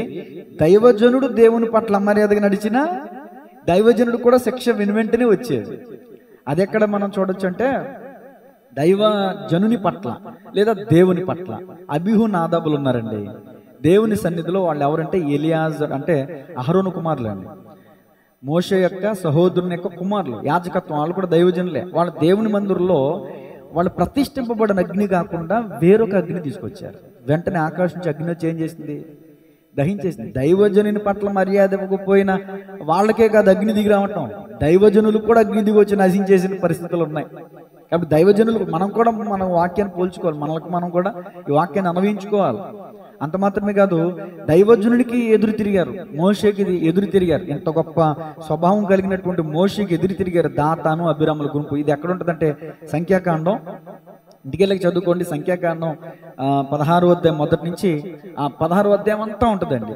ఈ దాతాను అభిరాములు అనేటటువంటి వాళ్ళు, కోరాహు, దాతాను, అభిరాముల గుంపు, వీళ్ళు ఎవరైతే ఉన్నారో మోషేకి ఎదురు తిరిగారు. వీళ్ళు మేము పరిశుద్ధులమే, మీకే దేవుడు ప్రత్యక్షమయ్యాడా, మాకు కూడా దేవుడు ప్రత్యక్షమయ్యాడని మోషేతో వాదిస్తున్నారండి వీళ్ళు. మోషే ఏమంటారు తెలుసా? సరే దోపార్తులు తీసుకురండి, దోపార్తులు తీసుకొచ్చి దేవుని మందిరంలో దోపార్తి చేత పుచ్చుకుని దూపం వేయండి. దూపం వేసే పని ఎవరిదే? యాజకులది. అక్కడ వాళ్ళతో యాజకుడు దైవజనుడు ఏమన్నాడు, సరే మీరు కూడా దోపార్తులు తీసుకురండి, ఆ దోపార్తులు చేత పట్టుకుని దేవుని మందిరంలో దూపం వేయండి, ఏం జరుగుతుందో చూద్దాం. దేవుడు మిమ్మల్ని ఏర్పరచుకున్నాడు, మమ్మల్ని ఎవరు చేసే పని వాళ్ళు చేయాలండి. అందుకని అంటారు కుక్క చేసే పని గాడి చేసే పని. కుక్క చేసే పని గాడి చేసింది, ఏమైంది? తన్నులు తింటే తెల్లారి బడికి చచ్చూరుకుంది. నేనంటాను దైవజనుడు అహరోను ఉన్నాడు కదా, అహరోను కుమారులు ఉన్నారు కదా, వీళ్ళు మధ్యలో లేచి మేము పరిశుద్ధులమే, మేము మీతో కలిసి మేము రాము అని తిరుగుబాటు చేశారండి మోషే మీద. మోషే ఒక మాట అంటాడండి, మనుషులందరికీ వచ్చినటువంటి సహజ మరణం మీకు వస్తే దేవుడు నన్ను ఏర్పరచుకోలేదు. మనుషులందరికీ వచ్చే మరణం ఏంటంటే చచ్చాక పాతి పెడతారు, అంతే కదండి. కానీ మోషేకి తిరుగుబాటు చేసినటువంటి దాతాను, అభిరాము, కోరాహుల యొక్క బ్రతుకులు చూస్తే బతుకుండగానే పాతాలను గెలిపారు వాళ్ళు. సజీవంగా ఉండగానే భూమి నెరవేర్చి వాళ్ళు ఏం చేసిందండి? మింగేసిందంటే. అది దైవజనునికి మర్యాద ఇవ్వకపోయినా, దైవజనునికి వ్యతిరేకంగా తిరిగిన, దైవజనుని పట్ల అలా అసభ్యంగా ప్రవర్తించిన అలాంటి పర్యవసనాలు ఉన్నాయి. ఈ సంగతులు ఎందుకు రాయబడ్డాయి? ఈ సంగతులు దృష్టాంతములుగా వారికి సంభవించి యుగాంతమందున్న మనకు బుద్ధి కలగడానికే ఈ సంగతులు రాయబడ్డాయి. చాలా చక్కని విషయాలు. తర్వాత పరిశుద్ధ గ్రంథంలో మనం చూస్తే మికాయా అనే వ్యక్తి రాజుగారిని హెచ్చరించాడు. రాజుగారు మీరు యుద్ధానికి వెళ్ళొద్దు, దేవుడు నాకు చూపించాడు. వెళ్తే ఇదిగో కాపరి లేని గొర్రెలు కొండ మీద చెదిరిపోయినట్టుగా నేను చూస్తున్నాను దర్శనంలో, మీరు దయచేసి యుద్ధానికి వెళ్ళొద్దని దైవజనుడు చెప్పాడు. ఈ దైవజనుడు ఎప్పుడు నాకు వ్యతిరేకంగానే చెప్తాడు. ఈ దైవజనుడు తీసుకెళ్ళి కారాగారంలో పడేయండి. మికాయా ప్రవక్తని చెరసాల వేసి క్లిష్టమైన అన్నపానములు పెట్టండి, అంటే కష్టమైన తినటానికి కూడా మింగుపడినటువంటి ఆహారాన్ని పెట్టించాడండి. ఆ దైవజనుడు, చెరసాలలో వేయబడిన దైవజనుడు అంటాడు, రాజా నీవు గనక క్షేమంగా తిరిగి వస్తే యెహోవా నాతో పలకలేదు. దేవుడు పలికాడు కాబట్టి అంత సవాల్ చేసి మాట్లాడుతున్నాడు. అహాబు యుద్ధానికి వెళ్ళాడండి, క్షేమంగా తిరిగి వచ్చాడంటే ఎవడో చూసి చూడనట్టు బాణం వేస్తే ఆ బాణం సందును తగిలి కొప్పగొలిపోయి చచ్చిపోయి వచ్చాడండి తిరిగి. దైవజనుని మాట వెనక దైవజనునికి తిరుగుబాటు చేసి, దైవజనుని మాట వెనక దైవజనుని చెరసాలలో వేసి ఏం పొందుకున్నాడని? మరణం పొందుకున్నాడు. కాబట్టి ఈరోజు మన వాక్య ధ్యానాంశం ఒకటే, దైవజనునికి కానీ దేవునికి కానీ మనం ఇవ్వవలసిన మర్యాద. లోకస్తులు అంటారు కదా, you respect and take respect, మర్యాద ఇచ్చి పుచ్చుకోవాలంట. కాబట్టి దైవజనుడికి మనం మర్యాద ఇవ్వాలి, మనం దైవజనుడు మనకి మర్యాద ఇవ్వాలి. అలాగే మనందరం కలిసి దేవునికి మర్యాద ఇవ్వాలి. మలకీ గ్రంథం 1వ అధ్యాయం ఉంటుంది, నేను తండ్రిని అయితే నాకు భయపడేవాడు ఎక్కడున్నాడు?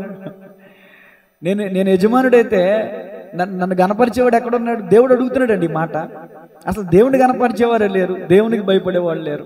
మన దైవజనుడి దాకా పోతున్నాం, అసలు దేవునికి భయపడేవాళ్ళు లేడంట. దేవుడు అడుగుతున్నాడు. మలకీ గ్రంథం 1వ అధ్యాయంలో ఉంటుంది, తర్వాత చూసుకోండి 8వ అధ్యాయం అనుకుంటా. నేను యజమానుడిని అయితే, నేను తండ్రిని అయితే నాకు రావాల్సిన ఘనత ఏమైంది? ఎక్కడికి వెళ్ళిపోయింది? దేవునికి భయపడేవాళ్ళు లేరు. ఈరోజు వాట్సాప్లో నాకు ప్రేరేపణ వచ్చిందే పెడతానండి. ఏంటంటే మరలా నేను ఈ భూమి మీదకి వచ్చినప్పుడు భూమి మీద విశ్వాసం నేను కనుగొనునా? నిజమే, అసలు విశ్వాసులు ఉంటారా ఉండరా? అసలు విశ్వాసులు ఉంటే విశ్వాసం ఉంటుందా ఉండదా కూడా ఇప్పుడిప్పుడే దైవజనులకు మాకు కూడా మా హృదయంలో వేదన కలుగుతుంది. అదే మాట యేసుక్రీస్తు ప్రభువులు ఆనాడే చెప్పారు. కాబట్టి గమనించాలి, నోవాహు మోషేకి తిరుగుబాటు చేసిన వాళ్ళు భూమి నెరవేర్చి మినిగివేయబడ్డారు. అలాగే అహబు మికాయా మాట వినలేదు కదా, మికాయాని చెరసాల్లో వేసింది. దైవజనుని శ్రమ పెట్టిన కారణంగా, దైవజనుని మాట వినని కారణంగా అహబు కూడా యుద్ధంలో నేల గొరిగిపోయాడు, చనిపోయాడు. ఇంకా చెప్పాలంటే ఇర్మియాని చెంపదెబ్బ కొట్టారు, ఇర్మియాని కారాగారంలో వేశారు, ఇర్మియాని బురదలో దింపారు. ఇర్మియాని ఇంకా భయంకరంగా, నేను ఇప్పుడు ఇర్మియా గురించి ప్రత్యేకంగా చెప్పలేదు కానండి, ఇప్పుడైనా దేవుని చేత మీద మాట్లాడతాను. ఇర్మియాని హింస పెట్టినటువంటి హింస మామూలు హింస కదండి. ఇర్మియాతో ఇర్మియా దైవజనుడిగా ఉన్నప్పుడు యూదా రాజ్యాన్ని పరిపాలించేది ఎవరంటే ఆఖరి రాజు, యోధా రాజు సిద్కియా రాజు అండి. సిద్కియా రాజు పరిపాలనలో ఇర్మియా ఉన్నాడు. సిద్కియాకి ముందున్నటువంటి రాజుల పరిపాలన కాలంలో కూడా ఇర్మియా ఉన్నాడు, చాలా కాలం ఉన్నాడు ఇర్మియా. యోధా ప్రజలు బబులోనికి వెళ్ళిపోయిన తర్వాత కూడా ఇర్మియా ఉన్నాడు. మరలా ఈ యోధా ప్రజలు ఎలా తిరిగి వస్తారో కూడా, ఎప్పుడు తిరిగి వస్తారో కూడా ప్రవచనం ఇర్మియాతోనే దేవుడు చెప్పాడు.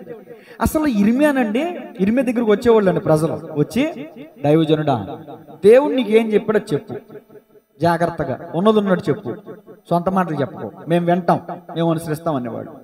ఈయన లోపలికి వెళ్ళి ప్రార్థన చేసి బయటకు వచ్చి, ఇదిగో బయట ముట్టడి వేశారు బబులోను సైన్యానికి దేవుడు ఈ ప్రాంతాన్ని అప్పగించేస్తాను అంటున్నాడు. వాళ్ళు వచ్చి యుద్ధం చేయకముందే మీరెళ్ళి లొంగిపోతే బాగుంటుంది, ఇది దేవుడు పంపించిన శిక్ష కాబట్టి మీరు వెళ్ళిపోతే ప్రాణాలతో ఉంటారంట, లేకపోతే పోతారంట. ఇదేమన్నా తప్పండి? ఇదిగో మమ్మల్ని లోపడిపోమంటావా? యోధా దేశానికి నువ్వు యోధా రాజ్యంలో దైవజనుడు పోయిండి యోధా పక్షంగా నువ్వు శాపం పలుకుతావా? నువ్వు ఇలాంటి మాటలు మాట్లాడతావా? అదేంటండి, దేవుడు చెప్పమన్నదిగా చెప్పాడు. వాళ్ళు అన్నారు కదా, నువ్వు దేవుడు ఏం చెప్తే అదే చెప్పు, మేము వింటాం, లోపడతాం అన్నారు కదా. ఇది ఒకటి కాదండి, 2-3 పర్యాలు జరిగిందండి ఈ సందర్భం. అలా తమ స్వచ్ఛతానుసరమైన మాటలు చెప్తున్నాడేమో అనుకుని ఇర్మియాను పట్టుకుని కోపం తెచ్చుకుని చెరసాలలో వేసి బురదలో దింపి చెంపదెబ్బ కొట్టి నానా రకాలుగా శ్రమ పెట్టారండి. చివరికి ఇర్మియా చెప్పినట్టుగానే బబులోను వాళ్ళు వచ్చి ఈ రాజ్యాన్ని దోచుకుని చంపేసి, కిరాతకంగా చంపేసి, ఏమండి మిగిలిన వాళ్ళని దోచుకుని పోయారండి. ఇర్మియా చెప్పిన మాట నెరవేరింది. కానీ ఇర్మియాని హింసించిన కారణంగా చూడండి, చాలా మంది ఇర్మియా మాట వింటే దాసులుగా కొనుక్కోబడి వాళ్ళు బతికేవాళ్ళు, కానీ అర్ధాంతరంగా చచ్చిపోయారు. ఎందుకు తెలుసా? దైవజనుడి మాట వినని కారణంగా. దేవునికి స్తోత్రం కలుగునుగా. అబ్రహాము కూడా ఒక ప్రవక్త అని చెప్పాను. అబ్రహాము కూడా ఒక ప్రవక్త. అబ్రహాము దైవజనుడు. అబ్రహాము భార్యని ఐగుప్తు ఫరో తీసుకుని వెళ్ళిపోయి పెట్టుకుంటాడు. ఇది మనందరికీ తెలిసిన విషయమే. ఆ సందర్భంలో రాజుని దేవుడు గద్దిస్తాడు. చూడండి ఆ మాట చదవండి. ఆదికాండము 20వ అధ్యాయం 7వ వచనం. కాబట్టి ఆ మనుషుని భార్యను తిరిగి అతనికి అప్పగించుము, అతడు ప్రవక్త, అతడు నీ కొరకు ప్రార్థన చేయను, నీవు బ్రతుకుదువు. నీవు ఆమెను అతనికి అప్పగించిన ఎడల నీవును నీ వారందరూ నిశ్చయముగా చచ్చెదరని తెలుసుకొనుమని స్వప్నమందు అతనితో చెప్పెను. ఇప్పుడు ఈ వారంలో జరిగిన ఇన్సిడెంట్ మనందరికీ తెలుసు. దైవజనులు ఏదైనా పొరపాటు మాట్లాడినప్పుడు దైవజనులతో చూసుకోవాలా. భార్య ఏం చేసింది, పాస్టర్ గారు ఏం చేశారు, ఇంట్లో ఉన్న పాస్టర్ ఏం చేసింది, ఇంట్లో ఉన్న పిల్లలు ఏం చేశారు? దైవజనుని యొక్క భార్య పట్ల అసభ్యంగా ప్రవర్తించిన రాజుని దేవుడు ఇక్కడ హెచ్చరించాడు, గద్దించాడు. ఆదికాండం 28వ వచనం. తెల్లవారినప్పుడు అబీమెలెకు లేచి తన సేవకులందరినీ పిలిపించి ఈ సంగతులను నీవు వారికి వినిపించినప్పుడు ఆ మనుషులు మిగులు భయపడేది. 9వ వచనం. అబీమెలెకు అబ్రహామును పిలిపించి, నీవు మాకు చేసిన పని ఏమిటి? నీవు నా మీదకి నా రాజ్యం మీదకి మహాపాతకము తెప్పించినట్లు నేను నీ ఎడల చేసిన పాపం ఏమిటి? చేయరాని కార్యములు నాకు చేసితవని అతనితో చెప్పాను. 20వ అధ్యాయం 10వ వచనం. మరియు అబీమెలెకు, నీవేమి చూచి ఈ కార్యము చేసితవని అబ్రహామును అడగగా, అబ్రహాము, ఈ స్థలమందు దేవుని భయం ఏమాత్రం లేదయ్యా, అందుకే నా భార్య నిమిత్తం నన్ను చంపేస్తారేమో అనుకుని ఆమె నాకు చెల్లెలని చెప్పాను. ఒక మాటకు వస్తే ఆ చెల్లెలు అనే మాట నిజమే, ఆమె నా తల్లి కుమార్తె కాదు, నా తండ్రి కుమార్తె అని చెప్తాడు. 13వ వచనం. దేవుడు నన్ను నా తండ్రి విడిచి దేశాంతరం పోనట్లు చేసినప్పుడు నేను ఆమెను చూచి, మనం ప్రతి స్థలమందు ఇతడు నా సహోదరుడిని నన్ను గురించి చెప్పుము, నీవు నాకు చేయవలసిన ఉపకారం ఇదే అని నా చెప్పాను, అందుకే నా భార్య కూడా అలా చెప్పింది అని అంటాడు. ఆ సమయంలో 14వ వచనం. అబీమెలెకు గొర్రెలను గొడ్లను దాసదాసి జనులను రప్పించి అబ్రహాముకి అతని భార్య అనే శారాను అతనికి తిరిగి అప్పగించాను. 17వ వచనం. అబ్రహాము దేవుని ప్రార్థింపగా, చూసారా, దైవజనుడు దేవుని ప్రార్థింపగా ఏం జరిగింది? దేవుడు అబీమెలెకును అతని భార్యను అతని దాసీలను బాగు చేశాడు, వారు పిల్లలను కనేది. ఎందుకని? 18వ వచనం. ఎలాగనగా అబ్రహాము భార్య అయిన శారాను బట్టి దేవుడు అబీమెలెకు ఇంట్లో ప్రతి గర్భమును మూసి ఉండెను. ఎంతకాలం ఆ ఇంట్లో ఉందో తెలీదు, ఎంతకాలానికి మరలా తిరిగి అప్పగించారో తెలియదు. ఎందుకంటే ఈ విషయాన్ని బట్టి దేవుడు అంటే అబీమెలెకు ఇంట్లో ఉన్న ఆ యొక్క భార్యల గర్భాలను దేవుడు మూసేసాడంటే, గర్భలేమి గర్భఫలం కలగకుండా దేవుడు శపించాడు అన్నమాట. ఎందుకంటే ఒకని భార్యని అతను అవమానించాడు కాబట్టి. అతని ఇంట్లో ఉన్నటువంటి వాళ్ళకి ఆశీర్వాదం, దీవెన అనేది లేకుండా జరిగింది. ఎప్పుడైతే తిరిగి ప్రాయశ్చిత్తం చేసుకున్నాడో అబీమెలెకు, శారాంను అప్పగించేశాడో, పశ్చాత్తాపడ్డాడో, ప్రాయశ్చిత్తం చేసుకున్నాడో, దైవజనుడు ప్రార్థించాడు. అబ్రహాము ప్రార్థించగా అతనికి మునుపటి స్థితి అంటే ఆరోగ్యం వచ్చింది, వాళ్ళ పిల్లలుగా అన్నారంట. దేవునికి మహిమ కలుగునుగా. కాబట్టి తెలియక చాలా మంది దైవజనులు దూషించే వాళ్ళు లేకపోలేదండి. ఎవరో అన్యులు దేవుని భయం లేని వాళ్ళు దూషిస్తున్నారంటే అనుకోవచ్చు. కానీ దైవజనుడి లేకపోతే విశ్వాసులు దైవజనుడిని ఈరోజు చాలా తెలిసినటువంటి వాళ్ళు కూడా చేస్తున్నటువంటి అపరాధాలు అండి ఇవి. దేవునికి మహిమ కలుగునుగా. ఇంకా పరిశుద్ధ గ్రంథంలో మనం చూస్తే చాలా విషయాలు ఉన్నాయి. తమ్ముడు కూడా చాలా విషయాలు చెప్పాడు కాబట్టి ముగించేస్తున్నాను. మోషేకి తిరుగుబాటు చేసినటువంటి వ్యక్తులు భూమిని నెరవేర్చి మినిగివేయబడ్డారు. అబ్రహాము భార్య విషయంలో అబ్రహాముకి మర్యాద ఇవ్వనటువంటి స్థితిలో అబీమెలెకు కుటుంబం నష్టపోయింది. ఇట్లా మికాయా ప్రవక్తని మాట వినకపోవటం వల్ల అహబురాజు యుద్ధంలో అర్ధాంతరంగా చనిపోయాడు. బోడివాడ అనే కారణంగా అక్కడ 42 మంది చనిపోయారు. ఏలియాతో రెస్పెక్టబుల్ గా మాట్లాడని విషయంలో 50 మంది మొత్తం ఆ అధిపతులు 102 మంది అగ్ని దిగి వచ్చి నశించిపోయారు. కాబట్టి ఈ రోజున మనం ఎలా ఉంది మన పరిస్థితి? ఆత్మీయ జీవితం, దైవజనుడు ఏ దైవజనుడైనా కావచ్చు, దైవజనుడి పట్ల మనం రెస్పెక్ట్ అవ్వాలి, గౌరవించాలి, వారిని ప్రేమించాలి, దేవుణ్ణి ప్రేమించాలి, దేవుని విషయంలో మనం మర్యాదపూర్వకంగా నడుచుకోవాలి. చక్కని విషయాలు ఈ రోజు మనం నేర్చుకున్నాం. తలలు వంచండి, ప్రార్థన చేసుకుందాం. సమయం 9 గంటలు కావస్తుంది కనుక ఇంకా 5 నిమిషాలు ఉంది. కొద్ది నిమిషాలు మనం ప్రార్థన చేసుకుందాం, మన హృదయాలను సరి చేసుకుందాం. దైవజనుడు దూషించామని కాదు, కానీ ఒకవేళ తెలుసో తెలియకో తన పొరుగు అని చాటున దూషించిన వాడిని నేను సంహరించేదను అంటున్నాడు దేవుడు. నేరుగాను చాటుగాను దేవుని యొక్క శాపం, దేవుని యొక్క ఉగ్రత, దేవుని కోపం మన మీదకి రాకుండా ఉండాలంటే దేవుని ప్రతినిధిగా ఉన్న దైవజనుని పట్ల మనం నడవలసిన రీతిలో నడుచుకోవాలి. దైవజనునిగానే సంబోధించాలి. దైవజనునితో సంప్రదింపులు దైవజనునిగానే సంప్రదించాలి. ఆత్మ తల్లిదండ్రులు గనక పిల్లలు తల్లిదండ్రులకు భయపడినట్లుగా విశ్వాసులైన వారు, పత్రికల్లో పౌలు గారు చెప్తున్నారు, వారు మీ పైన నాయకులుగా ఉన్నవారు గనక మీ ఆత్మల విషయంలో లెక్క చెప్పవలసిన వారు అయినారు గనక వారికి మీరు లోబడండి అని వాక్యం చెప్తుంది. పౌలు గారి ద్వారా దేవుడు మాట్లాడిన మాట. తిరుగుబాటు చేయటమే, మాట వినకపోవటమేనండి అగౌరవపరచటం. మాట అంటే విలువ ఉందంటే ఆ దైవజనుడు అంటే విలువ ఉన్నాడని అర్థం. మాటకి లోబడలేదంటే ఆ దైవజనుడు అంటే విలువ లేదని అర్థం. అంతే. అవమానపరచలేదు, ఉమ్మేనక్కర్లేదు, గోడవాడ అనక్కర్లేదు, కానీ దైవజనుడి మాటకి మనం శిరసాహించట్లేదు, విధేయత చూపట్లేదు అంటే అది అవమానపరిచినట్టే. దేవుని వాక్యాన్ని మనం విని వాక్యానుసరంగా జీవించట్లేదంటే దేవుడిని అవమానపరిచినట్టే. ఏదేదో బూతుల మాటలు తోలనాడ అవసరం లేదు. దేవుని మాటను త్రోసేస్తున్నామంటే దేవుని దూషించటమే. ఈరోజు ఏ స్థితిలో ఉంది మన ఆత్మీయ జీవితం పరిశీలన చేసుకుందాం. మరి ఎందుకని దేవుడు తన కుమారుని నిలబెట్టి మాటలు ప్రేరేపించారో పరిశీలన చేసుకుందాం, ప్రార్థన చేసుకుందాం. ధర్మశాస్త్రం తల్లిదండ్రుల దోషం పిల్లల మీద 4 తరాలు వస్తాయని చెప్తుంది. కానీ ధర్మశాస్త్రంలో మనం చూస్తే ఎవడు ద్రాక్షకాయలు తిన్న వాడి పొల్లే పులుసు, ఎవడి పాపమునకు వాడే శిక్షకర్హుడు. కాబట్టి ఈరోజు స్వతహాగా వ్యక్తిగతంగా మనం ఏదైతే పాపం చేస్తున్నామో దానిని బట్టే మన శిక్ష అనుభవిస్తున్నాం. మన పూర్వీకులు కాదు. కృత నిబంధన గ్రంథం చెప్తుంది, నీ ఆత్మకు నీవే లెక్క చెప్పుకోవాలి. ఈ పితరుల విషయాలను పక్కన పెడితే దేవుడు మనందరి నిమిత్తం రక్తం కార్చాడు కాబట్టి, ప్రాణత్యాగం చేశాడు కాబట్టి మన పితరుల పాపాలన్నీ కూడా కడిగివేయబడ్డాయి. ఇప్పుడు మన మీద ఎవరి పాపశాపాలు లేవు. కానీ వ్యక్తిగతంగా నీ నోటి మూలంగా నీవు పలికే మాటల వలన ఒకవేళ దేవుని ఉగ్రతకు పాత్రమవుతున్నామేమో. ప్రార్థన చేసుకుందాం. దైవజనుని పట్ల ఎలా ఉండాలి, దేవుని పట్ల ఎలా ఉండాలి? స్తోత్రం. ఎన్నో విషయాలు, ఎన్నో అనుభవాలు దేవుడు మన ముందు ఉంచాడు. నాతాను ప్రవక్త వెళ్ళి దావీదుని ప్రశ్నించాడు, దావీదు మహారాజా నువ్వు చేసిన పని ఇది నిజమే, నేను పాపం చేశాను అన్నాడు. కానీ నాతానుని జైల్లో వేయించలేదండి. అది దావీదు యొక్క గొప్పతనం. కానీ అహబ్ అలా జైల్లో వేయించాడు మికాయా ప్రవక్తని. చూసారా దావీదుకి అహాబుకి ఉన్న తేడా ఏంటో? దైవజనుడు మనల్ని గద్దిస్తున్నాడు అంటే మనల్ని ప్రేమించేవాడు కాబట్టే గద్దిస్తున్నాడండి. ఎవరెలా పోతే నాకెందుకు అనుకుంటే దైవజనుడు కూడా మౌనంగా ఉంటాడు కదమ్మా. పిల్లలు పాడైపోతుంటే తల్లిదండ్రులు నోరు మూసుకుని ఉండగలుగుతారా? మరి పిల్లల పట్ల తల్లిదండ్రులు ఎంత బాధ్యత వహిస్తారో దైవజనుడు కూడా సంఘం పట్ల, విశ్వాసుల పట్ల అంతే బాధ్యత వహిస్తాడు. కానీ ఎందుకో సాతాను ఆలోచనలకు చోటిచ్చి దైవజనుని అర్థం చేసుకోరు, దైవజనుని ప్రేమించరు, దైవజనుని యొక్క ఆవేదన అర్థం చేసుకోరు.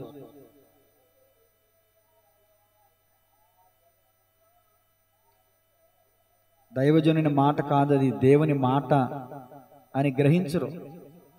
అందుకే చాలామంది ఆశీర్వాదం చూడలేకపోతున్నారు, చాలామంది తరమబడుతున్నారు. స్తోత్రం, స్తోత్రం, స్తోత్రం, స్తోత్రం, స్తోత్రం. పరిశుద్ధుడా, ప్రేమగల తండ్రి, కృప కలిగిన దేవా, ఈరోజు ప్రభా నీ కుమారుని నిలబెట్టుకుని నాకును మాకును అందరికీ నీకు కావలసిన ఆత్మీయారాన్ని మీరు అందింపజేశారు ప్రభా. యవన కాలంలో ఉన్నారు, ప్రారంభ దశలో నిలబడుతూ ఉండగా అయ్యా మరి తన పెదవుల్ని కాల్చండి. యెషయా పెదవులు కాల్చబడిన తర్వాత, యెషయా మీ దర్శనం పొందుకున్న తర్వాత ఇంకా అద్భుతమైన పరిచర్య చేశారు యెషయా గారు. అయ్యా నీ అభిషేకం పొందుకున్నవాడు కనుక ఇదిగో నీ కృప ద్వారా నీ బిడ్డని బలపరచండి. ఇంకనూ కూడా శ్రేష్టమైన సంగతులు బోధించగలిగిన సామర్థ్యం దయచేయండి. నీ కుమారుని దర్శించి నీ చిత్తానుసరమైన స్థలంలో, గ్రామంలో అయ్యా నీ కుమారుడు వాడబడ్డానికి సహాయం చేయండి. ఇంకా వాక్యాన్ని విశదపరచగలిగిన జ్ఞాన వివేకముల బిడ్డకు దయచేయండి. వాక్యాన్ని నెమరు వేసుకునే కృప దయచేయండి. అయ్యా నీ కుమారుని ద్వారా ఈరోజు మీరు మాతో మాట్లాడారు, స్పష్టంగా మాట్లాడారు. దైవజనుడు పిలువబడిన వ్యక్తి ప్రత్యేకమైన వాడు, ప్రత్యేకింపబడిన స్థితిలో ఉన్నవాడు. దైవజనుడి లోక ఆశలను విసర్జించి, ధనాన్ని విసర్జించి, లోక సంబంధమైన పాపాన్ని విడిచిపెట్టి ప్రత్యేకమైన పరిశుద్ధమైన జీవితాన్ని జీవించేవాడు. దైవజనుడి పట్ల ఎలా ఉండాలి, అమర్యాదగా ఉన్నవారు ఏమయ్యారు, మర్యాదగా ఉన్న వాళ్ళు ఏమయ్యారు అని చక్కని విషయాలు మీరు మాతో మాట్లాడారు ప్రభా. మీకు వందనాలు, స్తోత్రాలు. దైవజనుడైన నేను కూడా తోటి దైవజనుల పట్ల అయ్యా నేను ఎలా ఉన్నానని నన్ను నేను పరిశీలన చేసుకునే అవకాశాన్ని మరొకసారి ఇచ్చారు ప్రభు. మీకు వందనాలు అయ్యా. ఇష్టమైతే మాట్లాడాలి, కష్టమైతే మౌనంగా ఉండాలి, కానీ తోటి దైవజనుని మీద మేము నిందించే వరకు ఉండకూడదు ప్రభు, బురద వేసే వరకు ఉండకూడదు తండ్రి. తెలిసి తెలియక అపరాధము ఏదైనా మేము చేసుంటే మమ్మల్ని క్షమించండి. మా నోటి వలన మేము మాట్లాడిన మాటలను బట్టి క్షమాపణ అడుగుతున్నాం ప్రభు. అయ్యా మమ్మల్ని క్షమించండి అయ్యా. మా నోటి ద్వారా ఏ దైవజనుని కూడా తన బలహీనతను చూసి కానీ, తన భౌతిక పరిస్థితిని బట్టి కానీ, తన వ్యక్తిగత జీవితాన్ని బట్టి కానీ మేము దూషించకూడదు ప్రభు. ఒకవేళ అలా దూషిస్తే వారు అభిషక్తులు గనక తండ్రి అపరాధం మా మీదకి వచ్చి పడుతుంది. ఈరోజు మీరు మాట్లాడారు అయ్యా, నీ అభిషేకం కలిగిన దైవజనుల్ని దూషించే వారికి మేము ఉండక అయ్యా విధేయత చూపేవారు ఉండటానికి సహాయం చేయండి. మా పేదవాళ్ళని కాల్చండి, మా హృదయాన్ని పరిశుద్ధపరచండి. దయగలిగిన దేవా, క్రీస్తు యేసుని కలిగి మంచి మనసును మాకు దయచేయండి ప్రభు. అయ్యా ఈ భూమి మీదకి మీరు వచ్చినప్పుడు అదో తండ్రి అయినటువంటి దేవునితో మీరు ఎలా మరి సంప్రదింపులు జరిపారో, ఏ విధంగా జీవించారో, ఓ మాదిరికరమైన జీవితాన్ని జీవించారు. నా తండ్రి పంపిస్తేనే కానీ నేను ఇక్కడికి వచ్చాను, లేకపోతే నేను అంతటి నేను రాలేదు. నా తండ్రి నాకు చెప్పిందే నేను మాట్లాడుతున్నాను, నా అంతటి నేను ఏది మాట్లాడలేదు. నిజమే తండ్రి, తండ్రికి మీరంతా విధేయత చూపించారు అయ్యా. మరి ఆ యొక్క విషయాలను మేము గమనించుకోవడానికి సహాయం చేయండి. ఏ విధంగా దేవునికి మేము విధేయత చూపించాలో, ఏ విధంగా దేవునికి మేము లోబడాలో ఈ లోకంలో మీరు ఉన్నప్పుడు 33 సంవత్సరాల జీవితం ద్వారా మాకు ఎన్నో సంగతులు మాకు బోధించారు ప్రభు. అయ్యా మీకు వందనాలు, స్తోత్రాలు. అటు కృప మాకు దయచేయండి. మరి ఈ సమయంలో కొద్ది మందే వచ్చారు, అయినప్పటికీ కూడా అయ్యా ఈ వాట్సాప్, ఫేస్బుక్, యూట్యూబ్ ద్వారా వీక్షిస్తున్న వారితో కూడా మీరు మాట్లాడండి అయ్యా. నీ సేవకునిగా నా ప్రార్థన ఒకటే, ఆదివారం ఆరాధనకు వచ్చే వారందరూ కూడా అయ్యా ఉపవాస ప్రార్థనకు రావాలనేది అనుదిన ప్రార్థన. బిడ్డలందరూ కూడా ప్రేరేపించబడాలి అయ్యా. ప్రతి ఒక్కరికి అవకాశం దయచేయండి, సమయాన్ని అనుకూలపరచండి. ఎవరైతే మందిరానికి రాకుండా ఆగిపోతున్నారో వారిని కూడా మీరు హెచ్చరించండి, గద్దించండి. దేవుని భయం కలిగి ప్రభు మందిరానికి పరిగెత్తుకొచ్చే వారికి ఉండడానికి సహాయం చేయండి అయ్యా. నీవే మాట్లాడండి, నీవే దర్శించండి. నీ వాక్యపు అయ్యా ప్రత్యక్షత ప్రతి ఒక్కరికి దయచేయండి అయ్యా. మరి వాక్యం చెప్పిన తమ్ముని దీవించండి, చేరువచ్చిన బిడ్డలను దీవించండి, రాలేకపోయిన బిడ్డలను క్షమించి మరొక అవకాశం వారికి దయచేయండి. ఈ వాక్యమైన బిడ్డలందరూ కూడా హృదయపూర్వకంగా ప్రార్థించారు అయ్యా. ప్రతి ఒక్కరి ప్రార్థన మీరు ఆలకించి ఆమె నేను పలికినందుకు వందనాలు. కృపగల దేవా, దయగలిగిందంటే తిరిగి వెళ్తుండగా కృపాక్షేమం దయచేయండి. మీ చిత్తమైతే మీరు ఆకడాల్సిమైతే మరి మీ రీతిగా మేము కలిసి మేమందరం కూడా మీ నామాన్ని స్తుతించే భాగ్యం దయచేయండి. రేపు ఆరాధన కూడా మీ నామానికి మహిమకరంగా జరగడానికి సహాయం చేయండి అయా 10 గంటలకు ప్రారంభిస్తున్నాం, 10 గంటలకు బిడ్డలందరూ కూడా రావడానికి సహాయం చేయండి. సమయాన్ని దొంగిలించక, ఆరాధన దొంగిలించక, అయా చాలామంది ఆదివారం ఆరాధన పట్ల నిర్లక్ష్య వైఖరి కలిగి ఉంటున్నారు. అయా నిర్లక్ష్యంగా ఉండకుండా దేవునికి భయపడి అయా నీ మందిరానికి వచ్చేవారు ఉండడానికి సహాయం చేయమని యేసయ్య అతి శ్రేష్టమైన నామములో స్తుతించి ప్రార్థించి అడిగి వేడుకొంచున్నాము తండ్రి, ఆమేన్. తండ్రి అయిన దేవుని ప్రేమయు, కుమారుడైన యేసుక్రీస్తు ప్రభుల యొక్క కృపయు, పరిశుద్ధాత్మని అనున్న సహవాసం కూడి వచ్చిన బిడ్డలకును సకల కొటి పరిశుద్ధులకును సదాకాలము తోడే ఉండి నడిపించి బలపరిచి స్థిరపరచునుగాక. ఆమేన్.